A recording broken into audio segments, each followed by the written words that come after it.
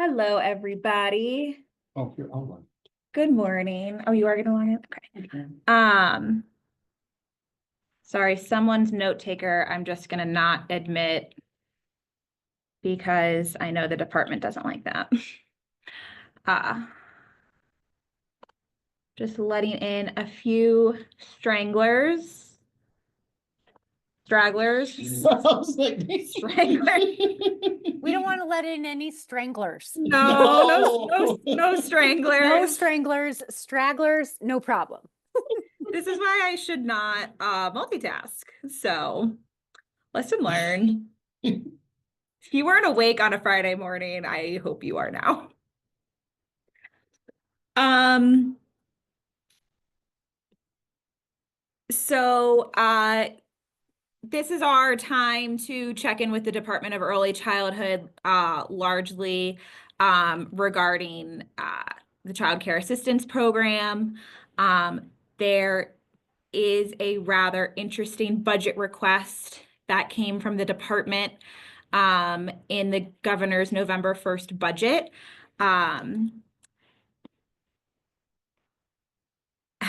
I think I will just leave it there.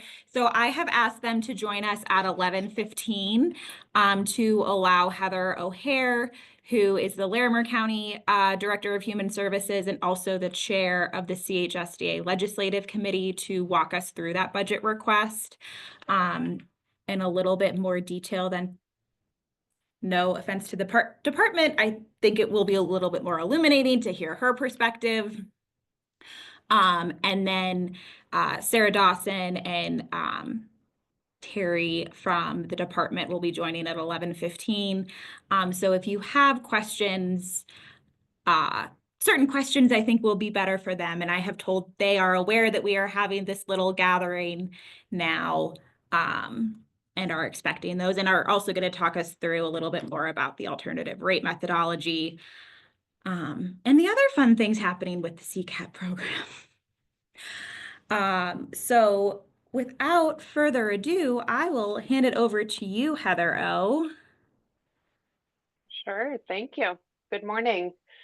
So I see many of my other county peers certainly equal expertise in this area. So Clint, Lenny, Heather, jump in if we want to go really far into the weeds of the financing. But what I thought I would do is just start sort of big picture of the CCAP program and then go into more detail in the governor's budget.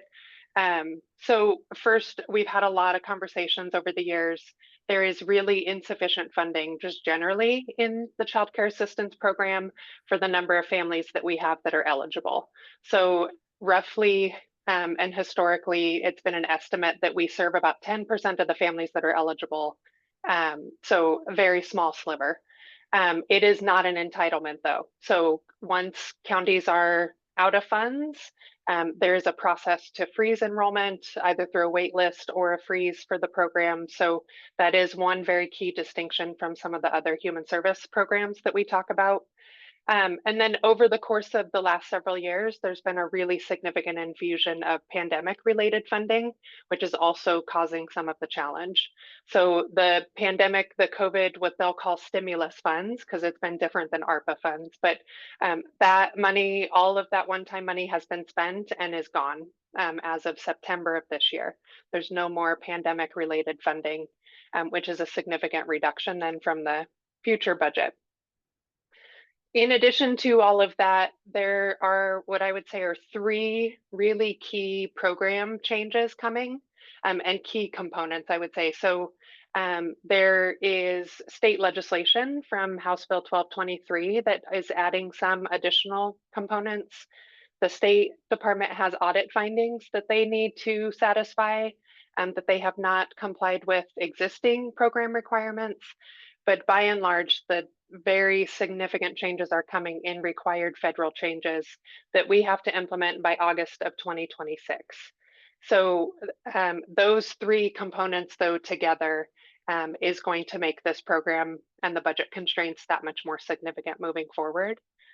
So in the governor's proposed budget, and Katie, I don't know, it might be worth providing the draft memo that shows the department's rough estimates. I would say significantly underestimated costs of those federal changes coming, but it shows at least a $75 million impact to implement those new changes. So in the governor's budget proposal, it reads as though there is an increase of 11.5 million being requested for CCAP. The majority of that increase is federal funding. The remainder of the increase, the State Department is requesting to increase the county's responsibility in our match or our maintenance of effort. Those two things together is what's creating the $11.5 million increase. There is not a request for additional state funding for CCAP, and all of the additional federal funding that's part of that $11.5 million increase is not entirely new federal funding. Some of it is refinanced, and there's a lot of technical logistics to that, but it is not entirely new funding. So there will be ultimately, if the budget proposal moves forward as it is, an $11.5 million increase. But overall, with the loss of the federal funds and the program changes that we have to implement now, it is an overall reduction in funding for the program.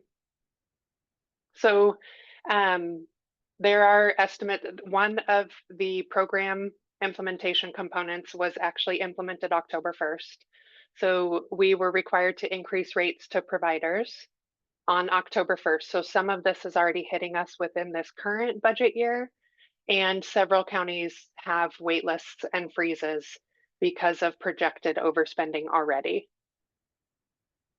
I think I'll stop there. Katie, I want to make sure, see if there are any questions before the State Department joins, or Heather, Clint, anything I missed or any detail you want to add?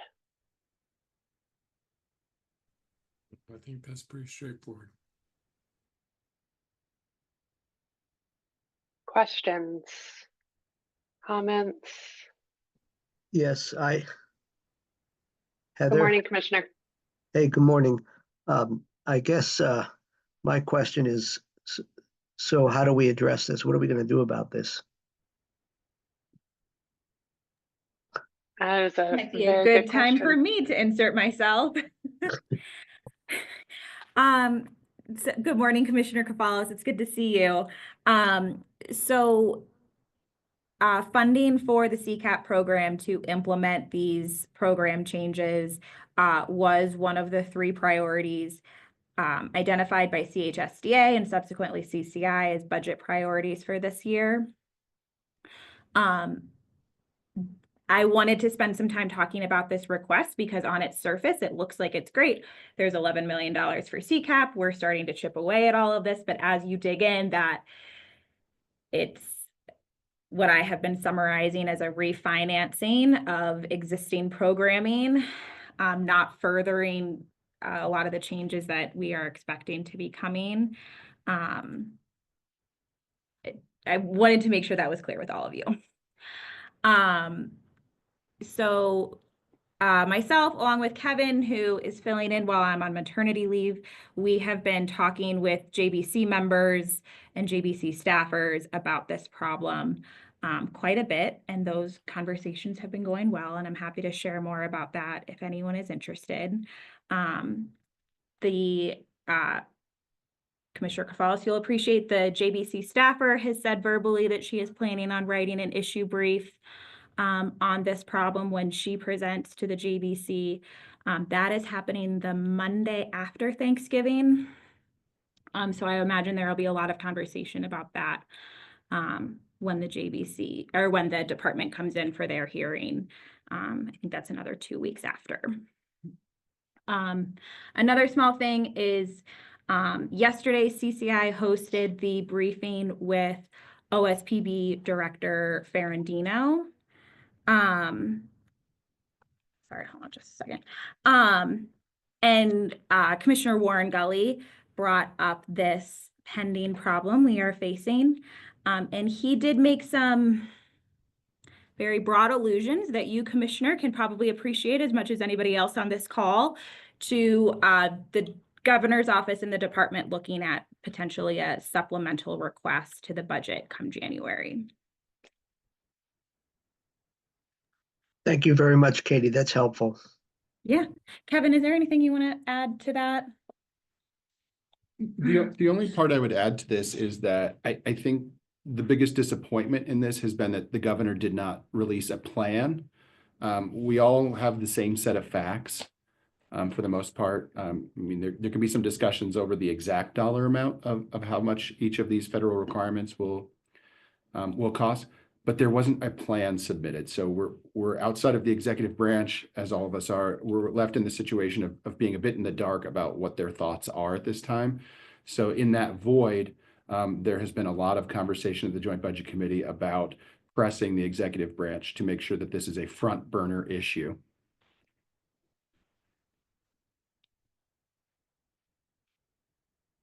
Commissioner Marlin. Yeah, hi. Thank you all. My question is kind of strategic. I think the most concise way to ask it is, do we give the governor's office an out when we simply ask them to support us in federal advocacy?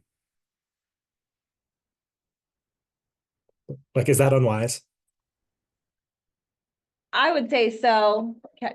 So I guess, good morning, Commissioner. I guess it depends on what you mean by giving them an out. Like, does that absolve them of too much responsibility here? I think to a degree, yes. I think this has to be a multi-pronged strategy. One, there needs to be a big push by the governor's office to the federal delegation to address this and keep it on their front burner.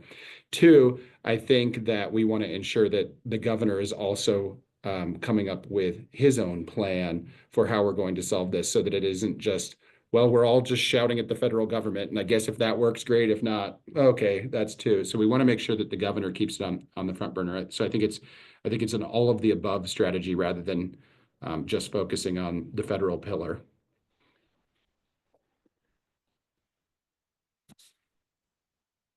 Commissioner James. Thanks, Katie. Thanks, friends. Heather O., my first request would be, that is the most succinct, understandable explanation I have heard of this whole tangled mess.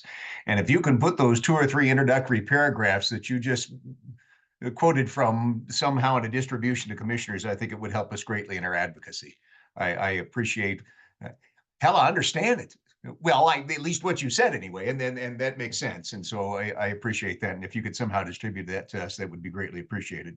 Sure. As far Thank as Commissioner Kafalis, what you said is very pragmatic, and I agree with it. What do we do?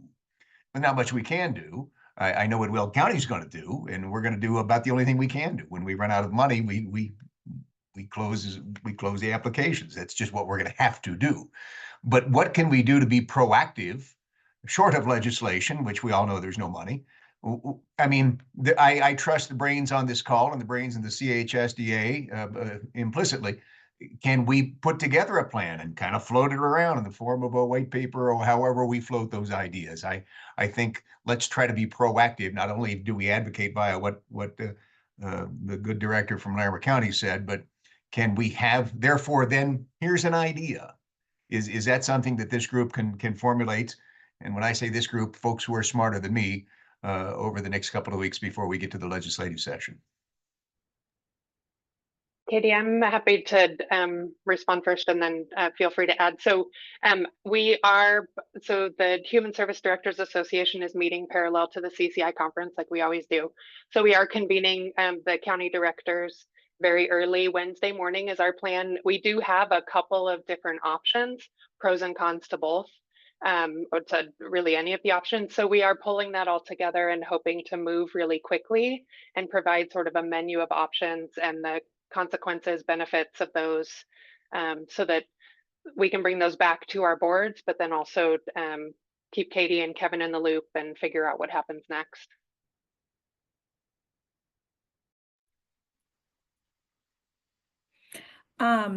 Did that answer your question, Commissioner James? I feel like there was a two-parter for me, and I blanked on the second part. Well, the first part was easy in the fact that, Heather, if you could that was a wonderful, succinct explanation, and that helps me intensely. And then I don't know, there was just a question, can we do this? It sounds like CHSDA is cooking on it.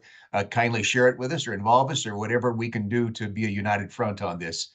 To be proactive in a suggestion is just what I would suggest. And it looks like our kind human service directors are already on that. So thank you. And I just want to call out Michael Aragon's note in the chat too.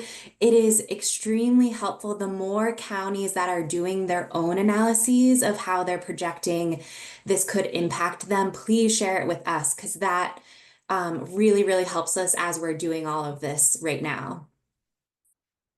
Yeah, and very quickly, that was kind of the intent behind having these meetings with the department so that they can keep commissioners updated on what's happening. I think through some of these meetings and through the steering committee process, there will be more updates for commissioners. And our guest speakers are in the waiting room, but Commissioner Warren Gully, I want to let you speak first. Well, thank you for that.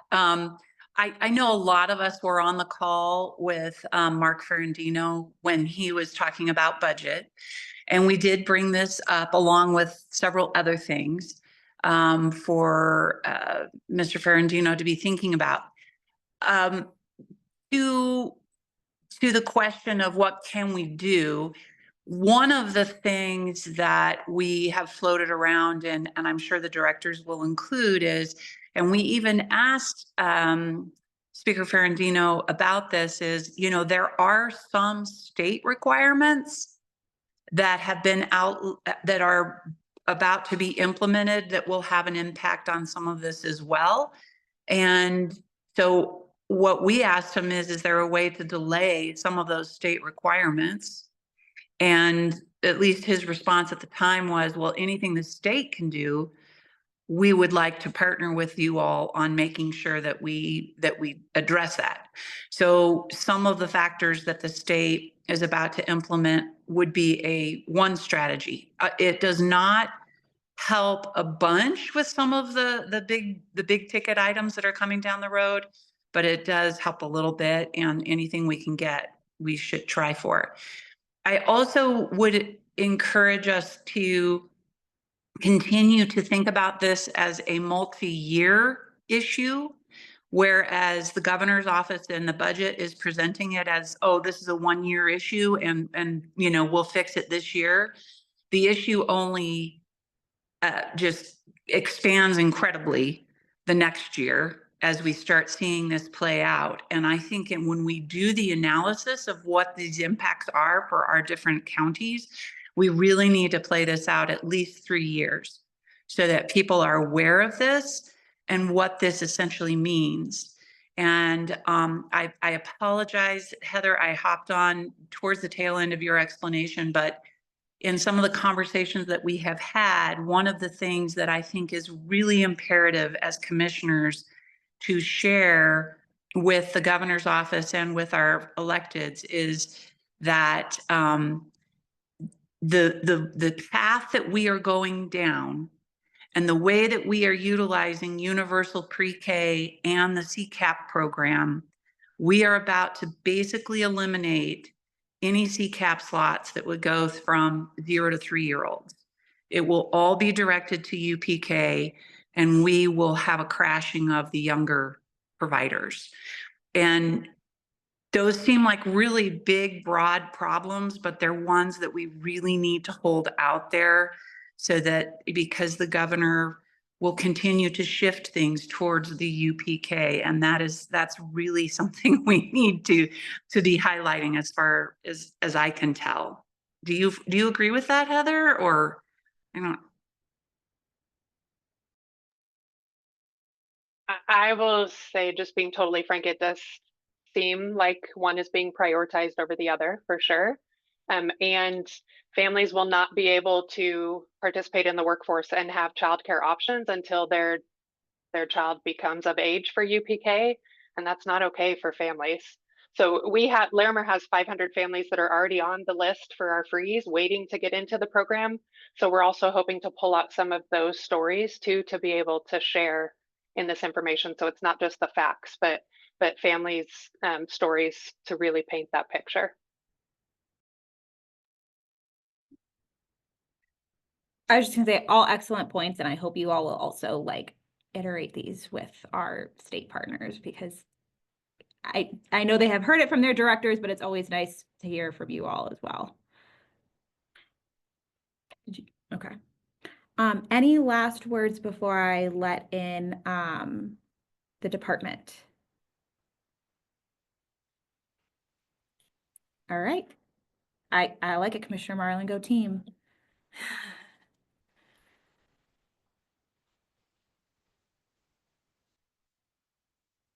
Okay, welcome Terry, Shannon, Mary Alice, Sarah. Thanks all for your patience. Just giving you a minute. Sarah, do you need, should I make you a co-host so you can share your screen? That would be great if you don't mind. I know you're a slide deck extraordinaire. Well, visuals I feel like help with this complex topic that we've got before us. Yes. All right. Well, I will hand it off to you, and then happy to help facilitate questions once you kind of go through your overview, if that works for you. Yeah, that sounds great. And long time no see. I had a lovely coffee with Katie and Kevin this morning. So excited to be here with you all today to talk about a really important topic for the state and for counties and for Colorado in general, the Colorado Child Care Assistance Program, or CCAP. I'm Sarah Dawson. I am the new division director for CCAP here at CDEC. Was previously at the Department of Human Services for several years, so have a good kind of background in all of the things that you all deal with when you are administering your human services programs. And then let's see, Mary Alice, do you want to introduce yourself quickly as well? Sure. Hello, everyone. My name is Mary Alice Cohen, and I'm Chief Program Officer for the Department of Early Childhood. Happy to be here with you all today. Great, wonderful. And then we also have Shannon Schell, who's our legislative liaison, and Terry Peeney, who is our county liaison, joining us as well today from early childhood. Okay, so let me share my screen here quickly. And I know I had the pleasure of presenting to you all, I think that was about 2 months ago now. But I just kind of like grounding us in what exactly is CCAP, what is the scope of the program, because I know that you all run so many programs. Okay, so CCAP is here to provide financial assistance straight to child care providers for our Colorado families that are either working in school or searching for employment. And so you kind of know the scope overall. CCAP serves about 29,000 children annually through about 2,500 licensed providers and 500 county workers who administer the program for us across the state. Really quickly, there are 3 different buckets of CCAP. You've got your normal kind of low income CCAP that most folks think about. We also have Colorado Works or TANF CCAP, which means that a family that is on TANF automatically gets referred to access CCAP services as well. Then there's also child welfare CCAP, and there's 2 different kinds there, but that's really to support our families who are in the child welfare system to make sure that they've got a safe, affordable place for their children to be while they're in one of those eligible activities. Okay, I know that Katie and Kevin did go over some of the budget pieces with you all, so I just wanted to touch on it really high level. This is our main request here at the department for CDEC. Overall, it's $11.7 million. 11.5 of that is for CCAP. So really high level, we're getting $9.1 million in additional federal CCDF funds. And then we are adding some more county proportional share or the maintenance of effort. which is going to be $2.4 million over 3 years from the counties. One thing that is really important to note is that CCAP is about to go through a lot of changes. 16, in fact, between now and August of 2026. There was a very large federal rule change that came through in March, and Colorado currently applied for a waiver so that we don't have to implement those things until August of 26. In order to have that waiver, we cannot go backwards on any of the policies that are required in the new rule. So that means that we have to keep our current co-payment formula for families. So families pay into CCAP. And right now we cap their percentage of what they pay at 10% of their total income. The new federal rules will require us to go to 7%. Pre-pandemic, we capped it at about 14% for income. So we use that stimulus money to lower it to 10%. So we have to keep that strategy going in order to stay waiver eligible for when we eventually have to get to 7% in August of 2026. The next important strategy that we have to keep from our stimulus strategies is paying based on enrollment. So one of the really big philosophies from the federal level is that CCAP, or the subsidy program, should mirror a private pays family experience in childcare as much as possible. So myself, I've got a 1-year-old. I pay for her early childhood education, whether she is sick or not, whether she's in the school or not. And so that is usually how private pay families, they pay based on enrollment.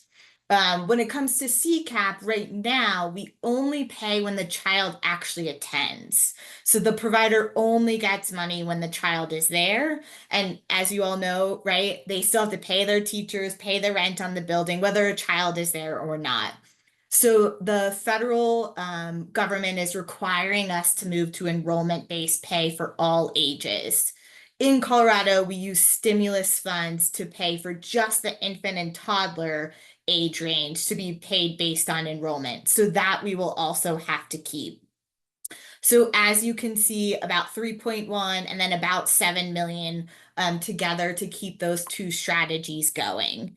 And so that's kind of the bulk of where you see this budget request. And then there's also 200,000 in there for a quality program. CCDF in Colorado funds our child care program, our quality initiatives, and all of our licensing.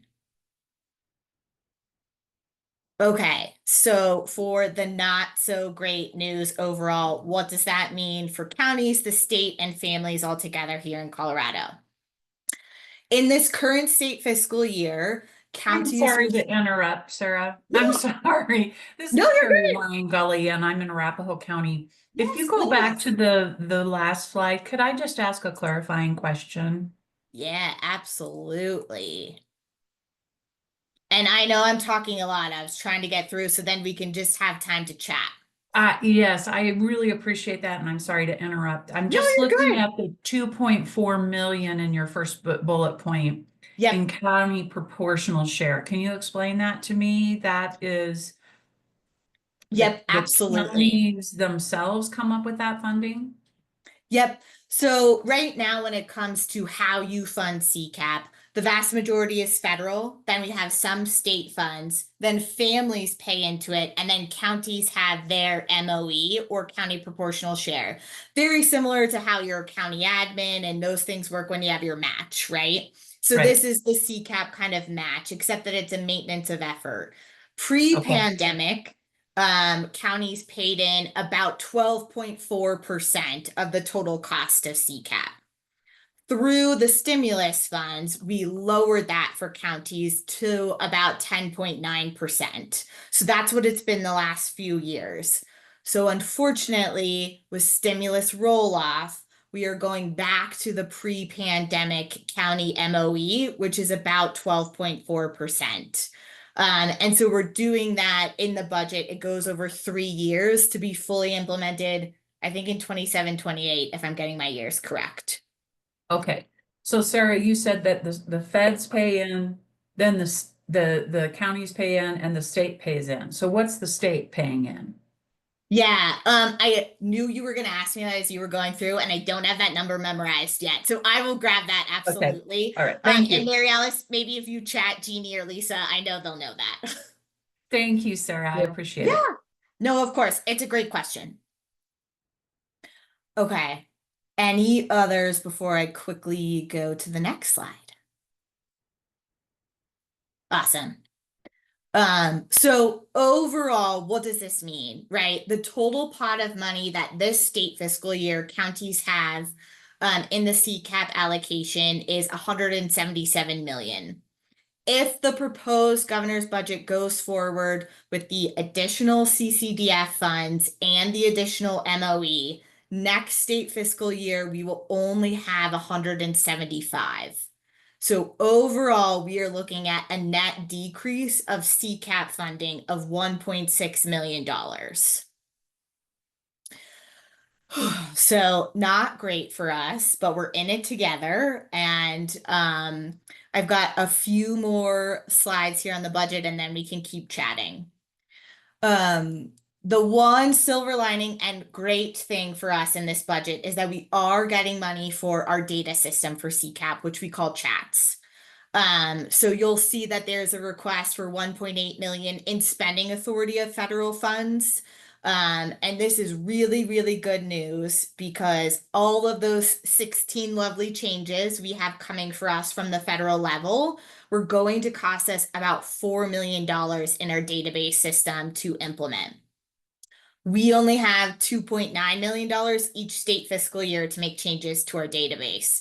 So luckily, these additional funds will help us afford all of those changes next state fiscal year to get us into compliance when we need to for the feds. So this is the one kind of bright spot in our budget for CCAP.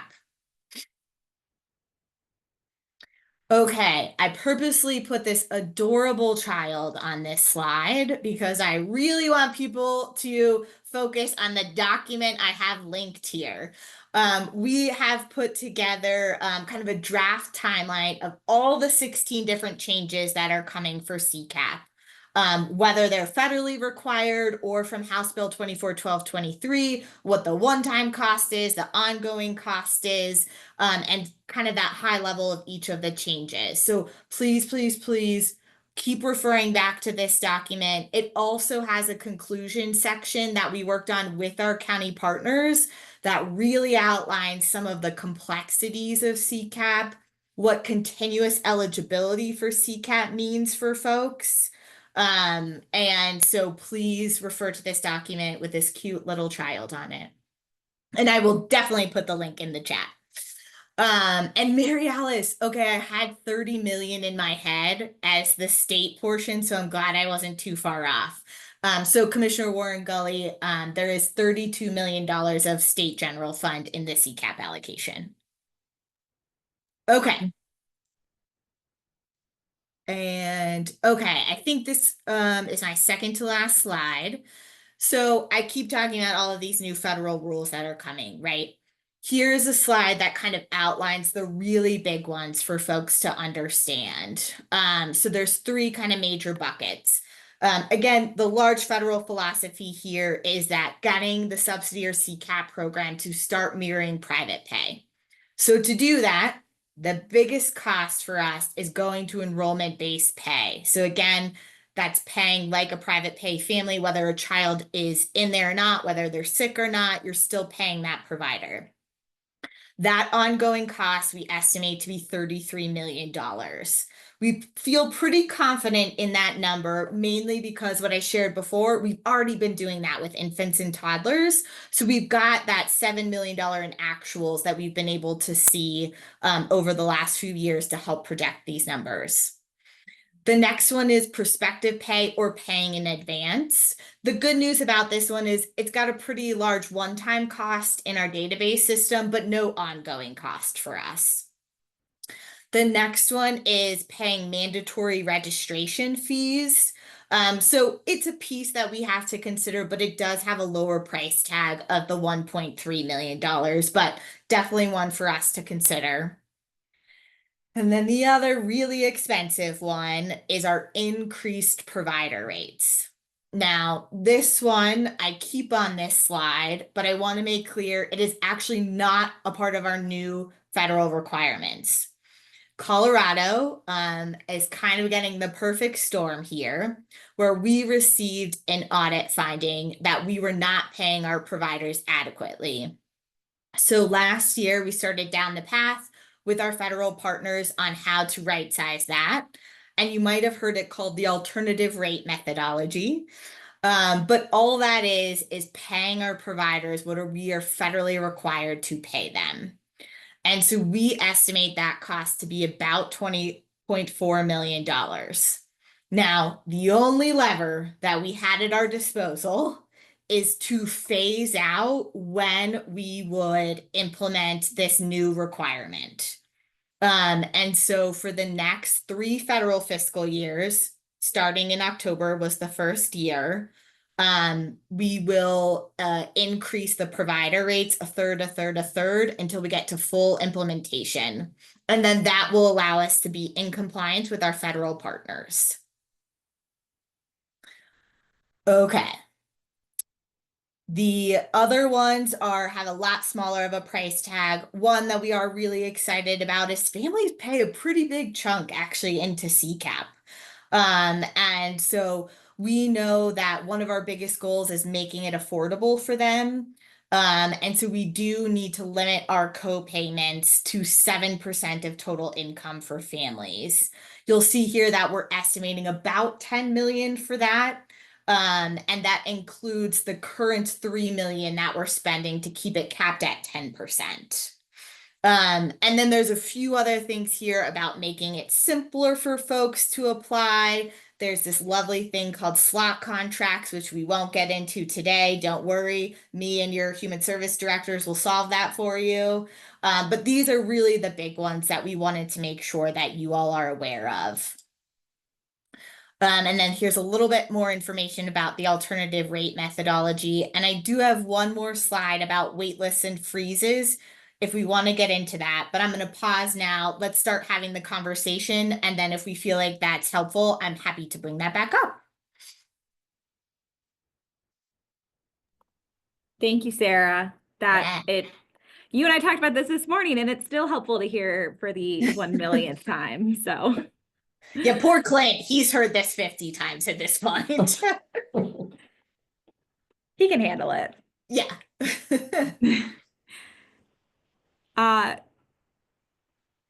Further questions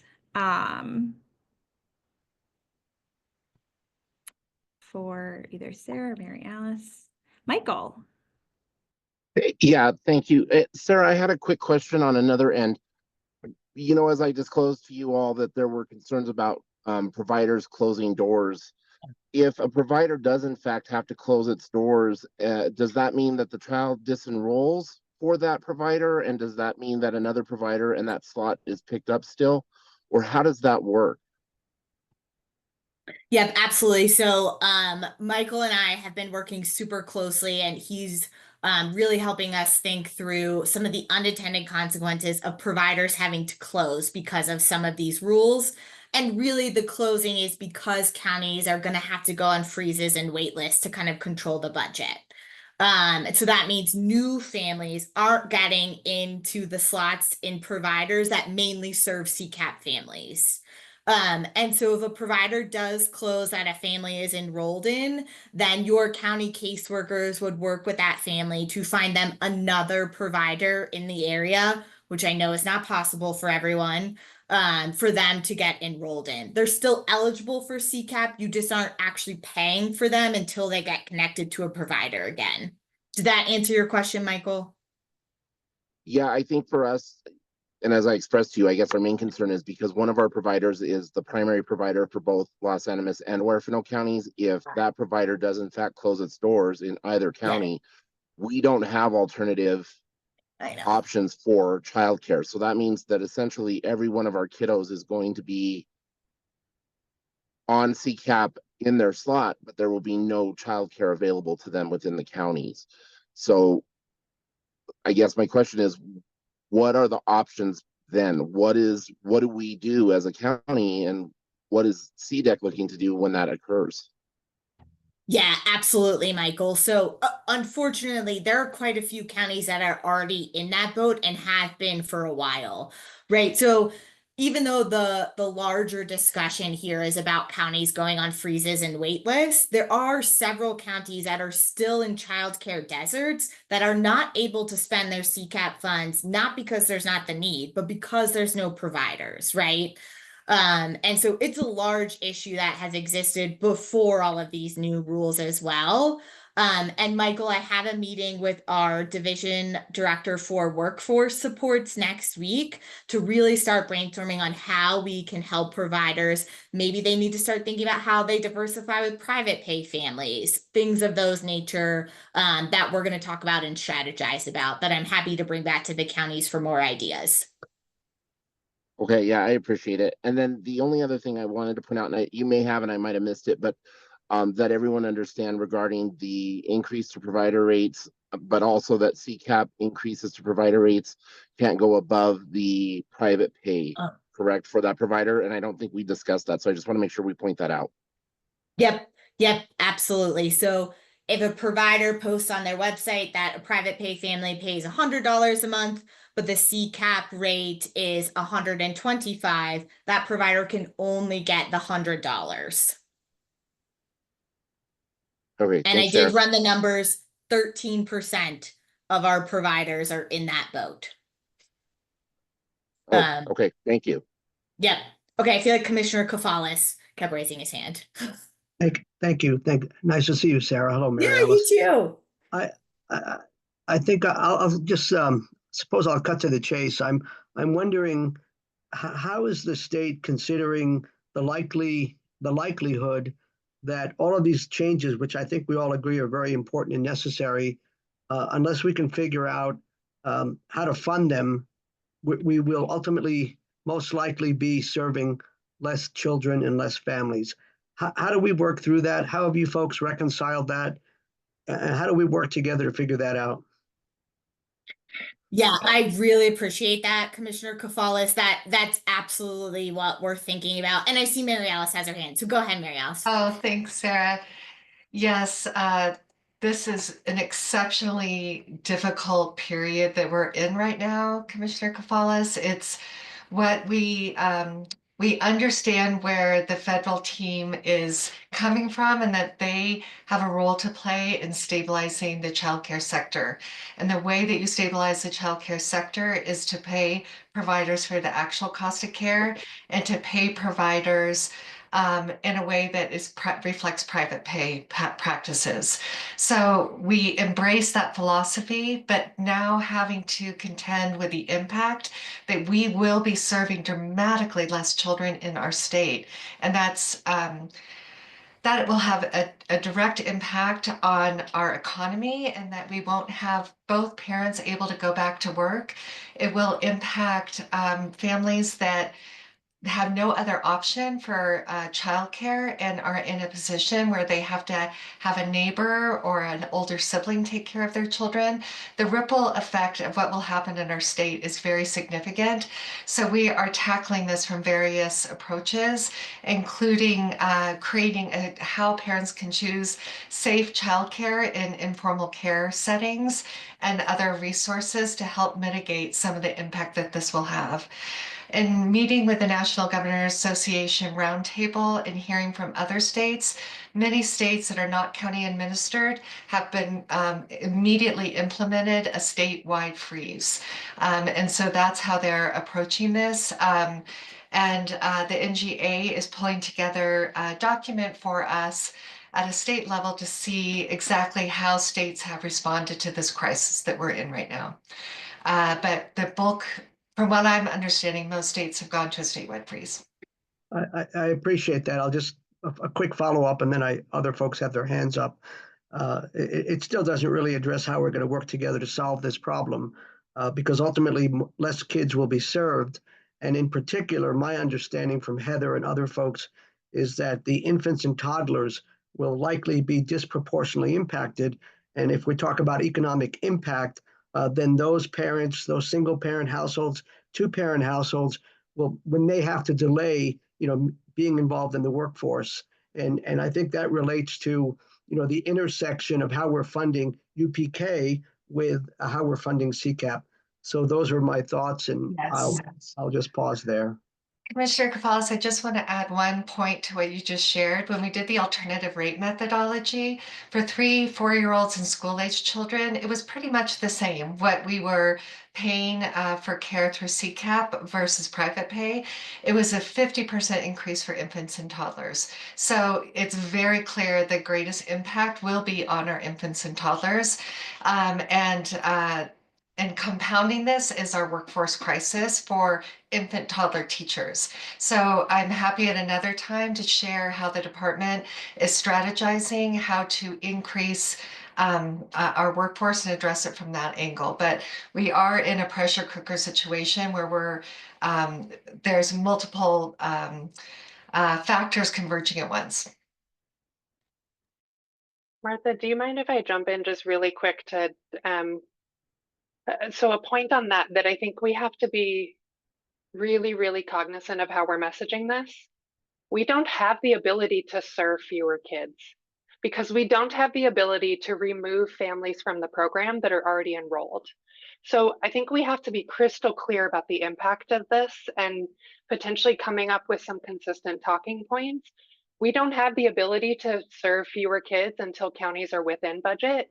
Counties are going to have to 100% cover the cost of this for families to continue to stay on the program until we have sufficient funding. Counties are on the hook for 100% of that funding when the state and the federal funds run out. And as some of my peers said yesterday on our call, it could bankrupt some counties. Counties don't have the ability in our budgets to continue to cover this on our own. So I do think we have to be really clear about how we're messaging the impact. And maybe Sarah and Mary Alice collaborating more on how we can strategically paint this picture, because we don't have the ability to serve fewer kids. We're just requiring counties to cover the cost of continuing to serve these kids until they're no longer eligible, which in Larimer County is generally when they turn 13 and they no longer qualify for CCAP. They're not hitting that income threshold and falling off the program, they're aging out. And so I think we have to just make sure that we're talking about that impact as clearly as we can, because it gives the perception that we have the ability to remove families from the program, even though counties wouldn't want to do that.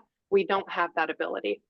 Yeah, thank you for that, Heather. Fully agree. And just want to bring to this group's attention that we're currently working on 3 different toolkits for communicating the impact of CCAP.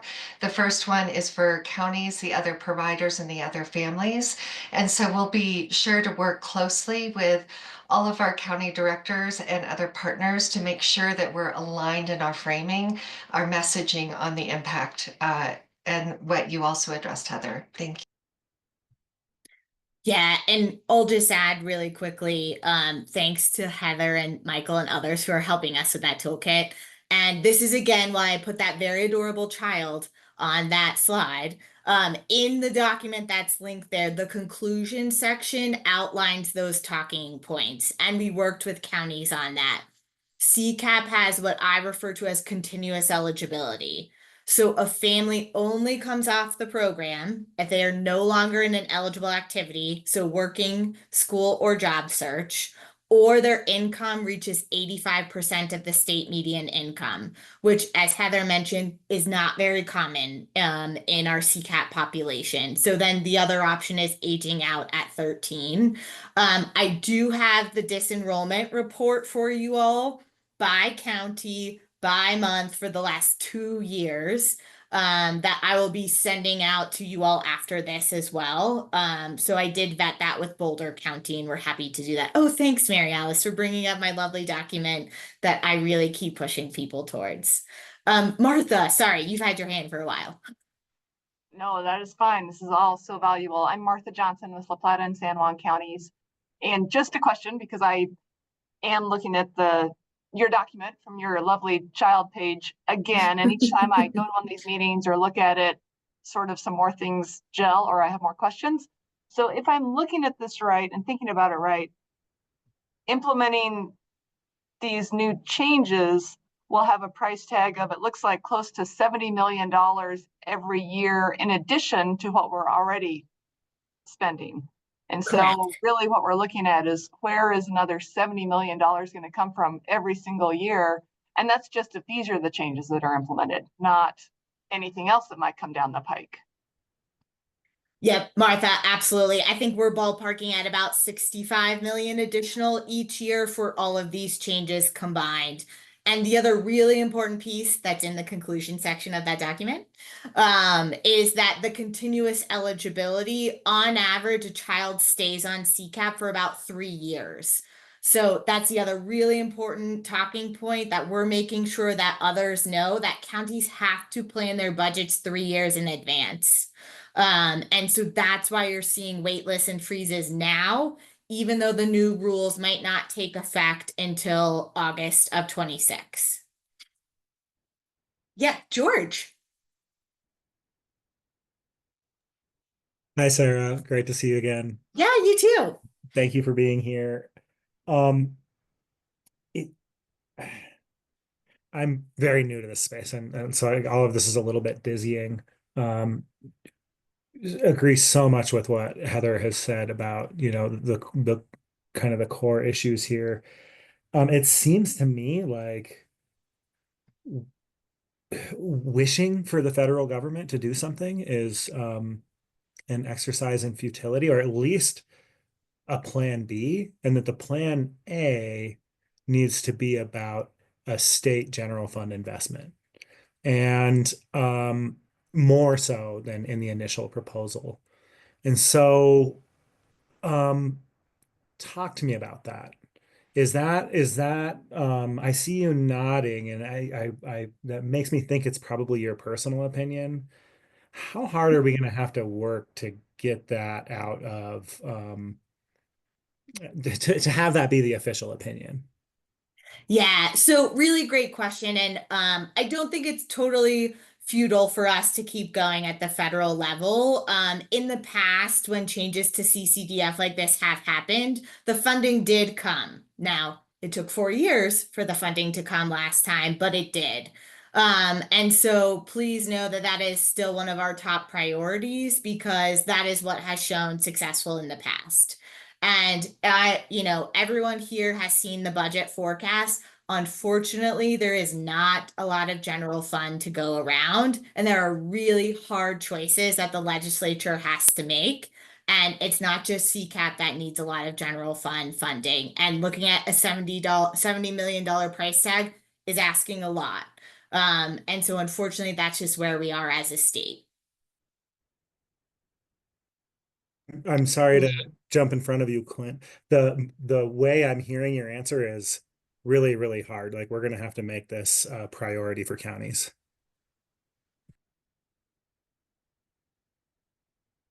Clint. Thank you. I think it's important for the commissioners to hear some of the numbers that we've talked about in the multitude of meetings. So we talk about the changes and what they're going to impact and the impact they're going to have in outcoming years. But if we just started with last year's underfunding, so the year we just ended, I know this, and I'm very appreciative to CDEC for pulling together all their various different sources of funds, some of that being CCDF and excess CCDF to cover what was the underfunding for last year. But we now know, and I believe, you can correct me if I'm wrong, that funding won't be available this year, because that's essentially what you've put into your budget request for this year. And by doing that, the budget's going down a couple $1 million. How much approximately the state underfunded to begin with last year before you were able to cover everything? Oh, I don't know that number off the top of my head, but I can get it for you really quickly, unless Lisa has it and she's on. But right, Clint has heard me give lots of presentations on this, so this is like the light version of the presentation. But But overall, this state fiscal year, we have about $11 million of stimulus funds that will not be available next state fiscal year. And so overall, we are losing $2 million in federal funds from this state fiscal year to next state fiscal year. And I just started this job in June, so I haven't memorized the past year's number, but I'll get it for you, Clint. That's fine. So the bottom line is what I'm trying to get at is before we even really start getting into enrollment, pay for enrollment and different, like the really big ticket items, right? We have some rate changes things. Before we even start getting there, we could be looking at $20-25 million underfunding of this particular item with no remedy for that, and then it only gets worse from there, as we've talked about. It's up to 70 whatever million, or 65 to 75, depending on what you're believing on the estimates. It only gets worse. But right now, in this upcoming year and in next fiscal year, we're looking at a situation where we are essentially mandating the counties to cover federal and state changes with no federal and state funding going towards that. And I'm just wondering about even the legality of that, right? There, and maybe you could speak to that. I know it's something we've talked about in the past, but there is a certain amount of match that the counties are required, but this is forcing that match to go way beyond that with no remedies for many of the counties to prevent that from happening. Yeah, I think what you're talking about, Clint, is really important for us to highlight more, that it's not even just the federal changes and the required increase to provider rates. It is also the stimulus roll-off in general, right? And what it looked like for counties when we were very flush with the stimulus money and adding lots of families on and putting on what I call the Cadillac version of CCAP, right? All the absolute best quality program of CCAP. And what it means for us to even walk that down, and just the loss of stimulus, let alone all of these additionally required things, we would still be in a very hard place, even if we didn't have the provider rate increase and all of the federal changes. So I think that's a really important point, Clint. And I know you were on a meeting when I shared, you all had asked us to go to the federal partners and see, like, we don't have the money for this. Like, what happens if we don't implement? And the answer basically is you don't get CCDF funding. And that's not an option for Colorado, right? We need CCDF funding. We need our childcare licensing to be happening around the state. So unfortunately, that is the federal response. And I know it's not a good one. And I know, as we talked about yesterday in the county work session, it is keeping us up at night. What do we do when a county runs out of money? And we don't have an answer for that right now. And we know that that is a real possibility, and are making sure that people understand that that is a real possibility. Sarah, I know Commissioner Kafal's had his hand up, and now so does Commissioner Warren-Gully. Do you have like maybe just 5 more minutes? Of course, for you all, absolutely. Thank you. Commissioner Kafalis and then Warren-Gully. Thank you, Katie, very much. I have to pull off for a IBHS Implementation Advisory Committee in about 2 minutes. But my question is this: regarding the Proposition EE funding to the UPK, how much of that is general fund? And in terms of the overall request from CDEC, how much of that is general fund dollars? But isn't there some money from Proposition EE for this, for UPK, and how does that factor into all of this? Like, that's not in my purview. So I'm going to ask Mary Alice. Shannon, are you on? Are you able to answer the question for us? I can find that and get back real quickly. Thank you, colleagues. I'll need to pull off, but I'm sure Heather and others will be paying close attention. I wish you all well. Have a good day. Yeah, nice to see you. Okay, Commissioner Warren-Gully. And sorry, Katie, I'm just like jumping in to facilitate because that's my natural mode. Yep. Okay. My video is acting very funky, so I will turn that off. But thank you so much for this conversation. This is incredibly important. I will say that I do think that it is worth putting pressure on the federal government. I would thank you, Sarah, for sharing that this is going to happen across the United States. I was concerned that this was only a Colorado issue and that it was going to be very difficult to get our voice heard. But if this is happening across the United States, when we go back to DC at the end of February, I hope we're sitting in front of every single one of our legislators and telling them what is going on. And so I don't think we should give up at the federal level. I also just am curious, Sarah, and it kind of goes to what Commissioner Kafalis was talking about.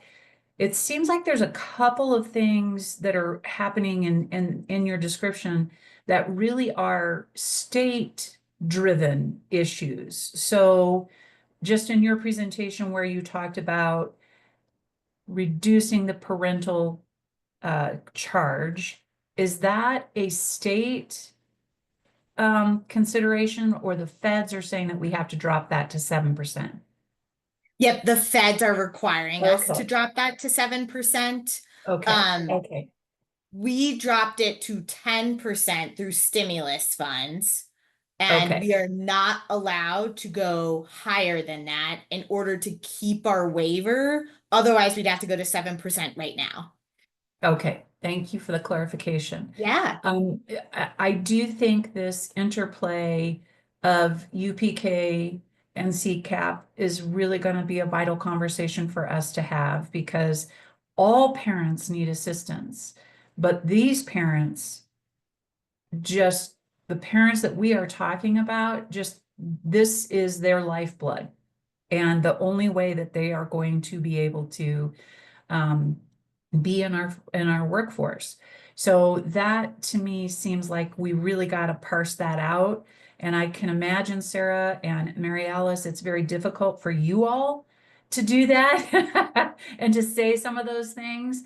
And so as commissioners, I would say that I think you have a group here that is willing to press on that a little bit and to really try to parse that out and ask those questions. So please do utilize us if we can be helpful in that way, to deal with that. And then lastly, I would just say, anything that we're requiring at a state level that we can drop back on, that would be so helpful for us to know about, so that and anything that's about to become implemented, for example, 1259, some requirements in that, could we suspend those until we get this figured out? Yeah, absolutely appreciate that. And Jamie with Weld asked for that yesterday too. And we have started a list already internally, kind of looking at, is there anything that the state's requiring, right, that we could do away with to help counties?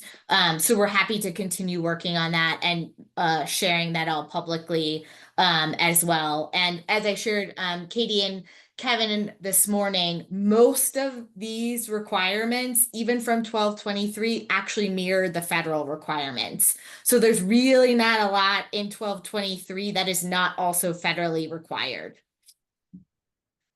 Oh, go ahead, Mary Alice. You might be answering the question I was going to pose. Katie, I just want to share what I just found in my chat.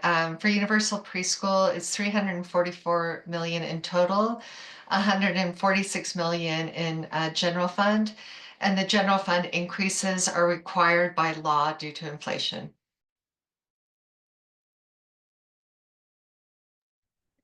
I'm just taking that down because I know Heather O'Hare was having some technical issues. You said 344 million total for UPK, 146 million of that is general fund.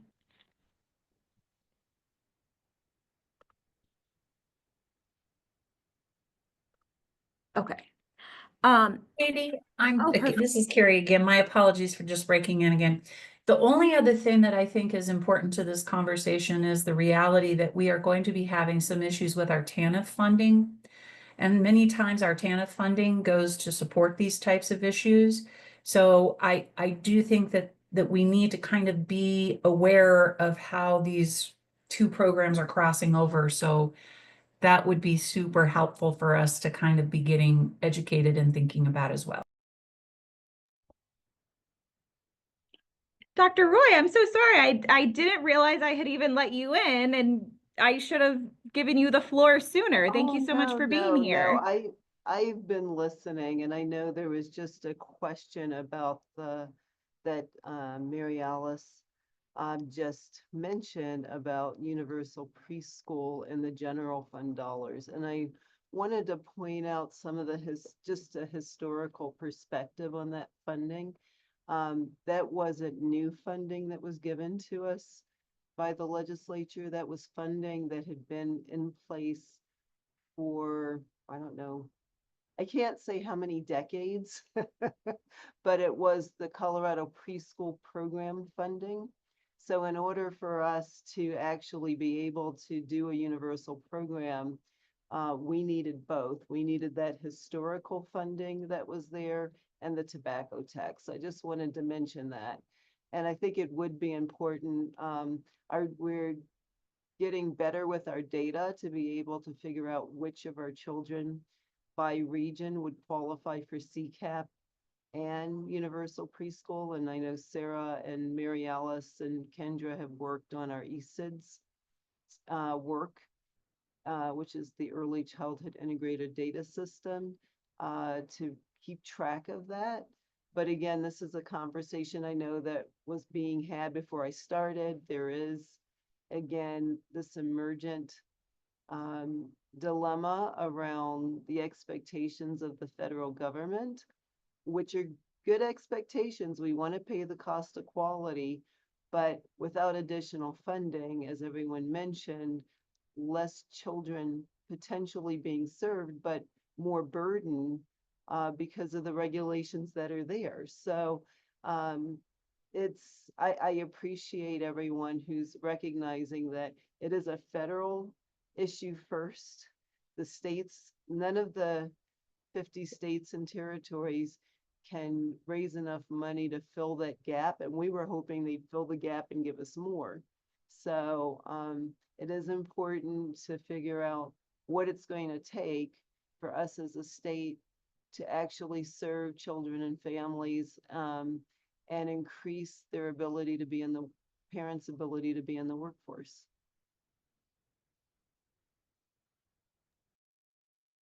Thank you for that, Dr. Roy.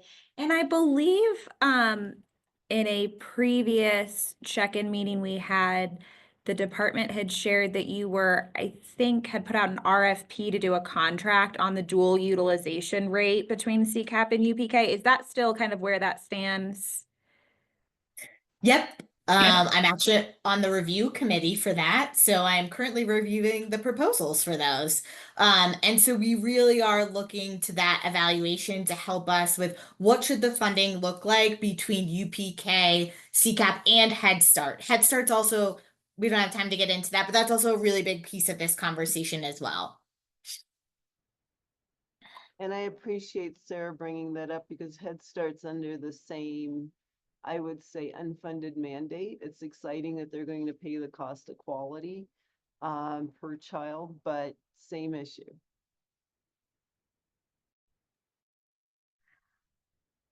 All right. Well, we covered a lot of ground today.